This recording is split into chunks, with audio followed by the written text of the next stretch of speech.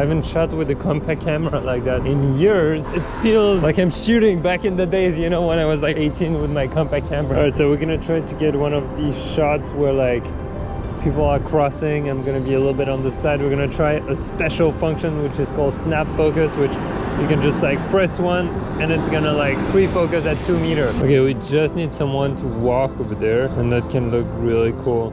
Oh, we did! This is awesome. I love it. Ah, that is epic. It's so good. With like such a dark blue sky today. Wow. That's kind of epic. I love that.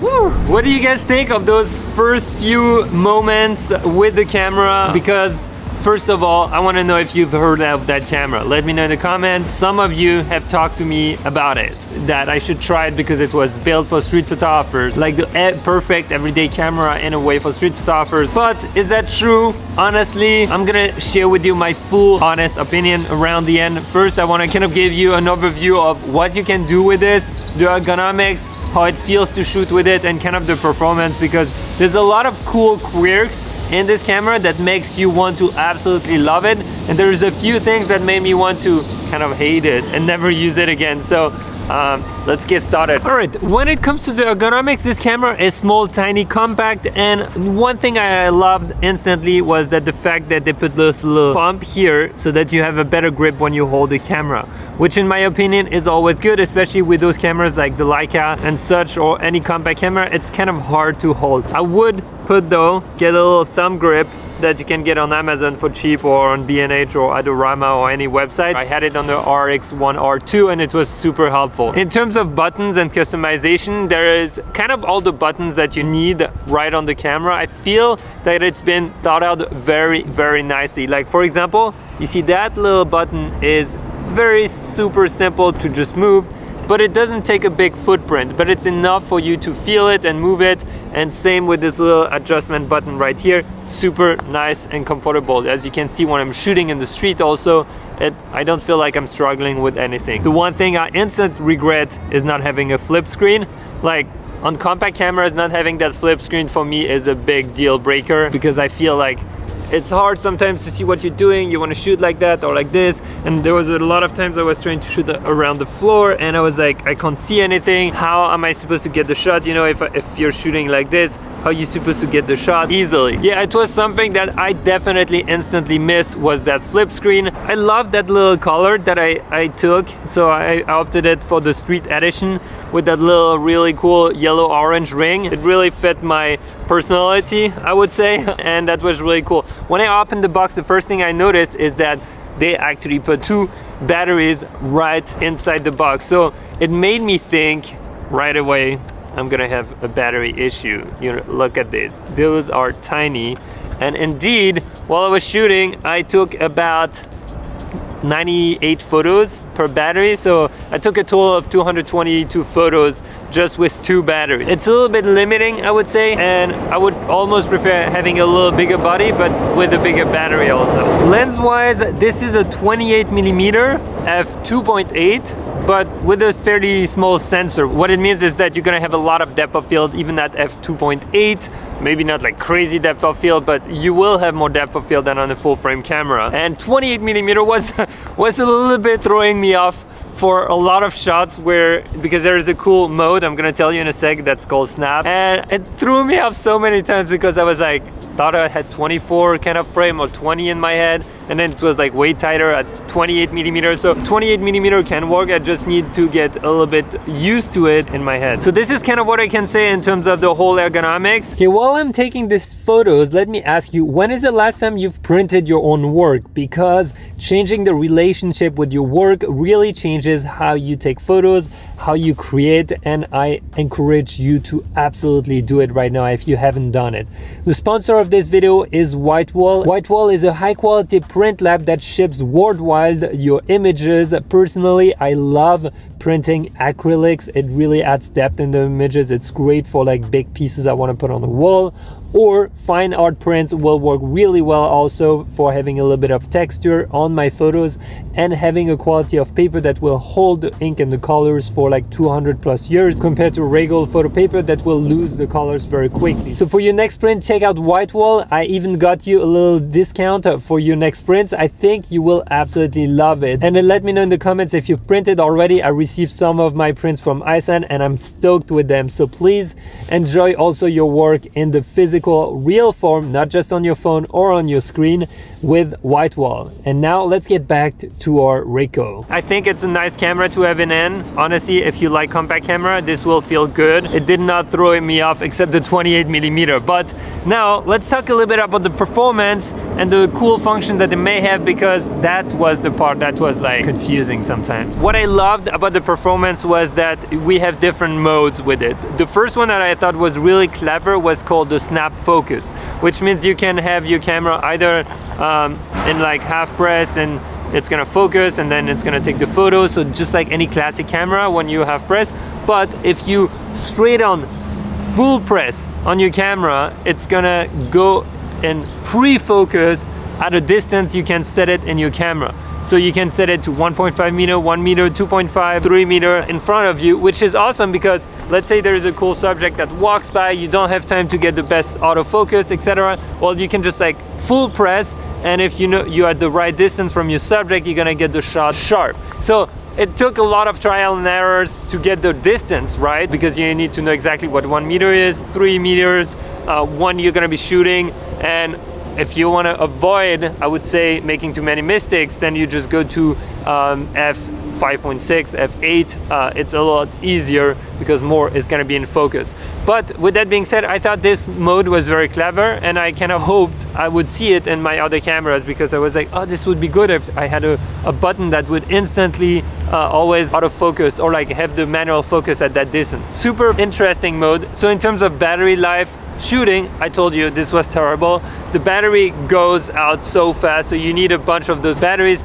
They're small enough that you can keep them in your pocket. Honestly, it doesn't hurt. It's really tiny and you won't feel it once you have it in your pocket. But you know, I'd rather not have to think about batteries because it's always something I forget at some point. So the autofocus was working. I tried in different modes. It was definitely not a Sony A1, not a Sony A7 III, and not a Canon R8 autofocus. If I'm super honest, it's like a little slower. I mean, it's a compact camera, so it takes a little bit of more time, which is also why you're happy to have that snap focus mode for any subject that comes in very quickly in your field of view that you want to snap. A little confused as to which mode I wanted to use. I tried the tracking, I tried the wide expanded spots, and I tried like just point focus, and also I tried just like focus tapping. And those were cool, but I missed out a lot of shots. Now, I think this is a limitation that you have to understand. It's not a Canon R6 Mark II autofocus or R3 or a Sony A1, okay?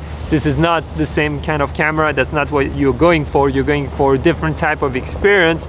But with that in mind, if you're taking more like easy shots where you don't have to like pull it out and grab a subject super quickly between the crowd, etc., honestly, it was performing fine. You just take your time and take the photo, which can be also good because it changes the way you're gonna experience and take those photos, right? It's gonna make it a little more like intentional when you're gonna be shooting. The really cool thing in terms of usability and when I was using it is actually the emulations, because just like in a Fuji, you can have really cool dialed in looks for your camera, and there's even an app called Ricoh Recipes, just like Fuji recipes. I saw it on Jason's video recently and I was like, ooh, I gotta try. And you can add your own like film emulation, which is actually awesome. I was surprised. I wasn't sure I would like it at first, honestly. I was like, let's see how it's gonna do. But for example, even the built-in one, like hard black and white, I was like, ooh, this looks so good. I absolutely loved using that. And that is something that if it's for an everyday camera, I really enjoy being able to dial in very quickly the results I want in my camera, so I don't have to like fully edit all my shots. Maybe I'm with my family and that could be a good scenario. Would I not edit my shots? Just because of the workflow I have, I usually will edit them in Lightroom, slap my presets and really dial in the look I'm going for. but in a lot of cases I could see myself not doing anything or creating my own recipes. Maybe you're interested, let me know. I can try to build some if I keep using it a lot. Another thing that is actually pretty awesome in this camera is the built-in ND filter that allows you to keep that f2.8 constant no matter what kind of conditions you're in. I found it pretty interesting and useful. I left it in auto so that it would do its thing if I'm keeping aperture priority, for example, in like full daytime and shooting at f2.8. I think that's pretty nice to have that in a camera. I think the Fuji X100 Mark V also has it. Well, yeah, that was nice. If you see all the kind of shots, architectural, like shooting with a lot of light, this is when it actually comes in very handy, as if you're trying to keep that f2.8. And another fun one is the double exposure. If you've never tried, this is really cool. Honestly, I took terrible double exposures. You can see them, they're like absolutely awful. But what is nice is to keep trying. So I'm gonna try and perfect my double exposures and work with these. That you can have some very interesting looks, but it's kind of nice to have this built in this little cameras. It allows you to play with it in a lot of ways. And now the big one. I don't know what happened. So the battery died and then it got locked, right? The camera like froze. And then when I restarted it, removed the battery, put the other one, my settings, my latest settings disappeared. So I had to redial in my settings. And then a few minutes after, it froze again and those settings were gone again. I had to remove the battery. So I don't know what happened or why. Maybe I was in lock mode, I don't know. It just like froze on me twice in a shoot. And for me, that's kind of worrying. I would definitely never use it for anything pro, that's for sure. Let me know in the comments if you've ever experienced those like camera freeze with you. Now, how about I share my conclusion, who this camera would be for and who it would not be for. Would I recommend this camera? Yes and no. Let's start with no. No, because the battery life is so small that I would be having issues thinking about my everyday camera not being able to last a full day or even half a day. So that would be a real bummer for me. But I think I could get around just like I would shoot on a phone. So that would be great. Now, I could also just think, well, I'm gonna charge it once I'm at work. You know, if it's a camera I take to my office every day, etc., I'll just plug it in the USB-C. But you know, having multiple batteries sometimes is just a little bummer. So if there come a new version with a bigger battery, I might consider it. Also, kind of miss having a flip screen, but it's not a deal breaker, you know, like just having a little bit of angle is cool. It's something that I would like to have, especially because this camera is not cheap. We're talking about close to $1,000 US, if not a little more. So this is not the camera that you could just like not think about when you're gonna buy it. It's a real investment, and that would make it a little harder for me to recommend, right? Now the cool thing is that while you're in transport, while you're waiting at the cashier, you can also edit your photos straight in that camera, meaning develop the RAWs that you shot, the feeling that you want, and you can then send it to your phone, or you can send a RAW to your phone and then edit it in Lightroom, slap your own presets. Though the battery life being so small, I don't know how much I would be using that, if I'm super honest with you. So overall, I don't know if I would go for it considering the price, but I will say that it was really built with street photographers in mind, and I found that it was very, very easy and nice to use, which I absolutely love.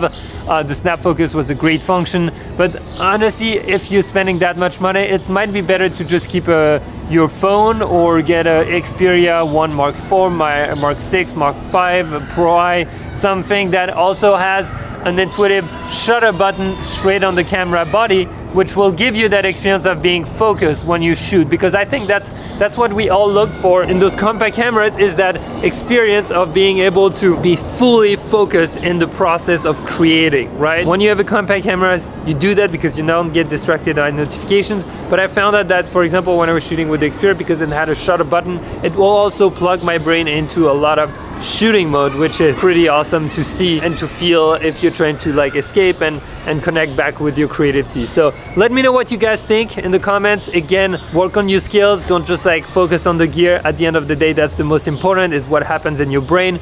If you want to progress with me, there is a 30-day adventure to great photos that will literally have you work on those skills, and it's gonna cost you a fraction of this camera. So join me in the next session, and with that being said, guys, get out there, go shoot, try something different, try something new. I'll see you in the next one.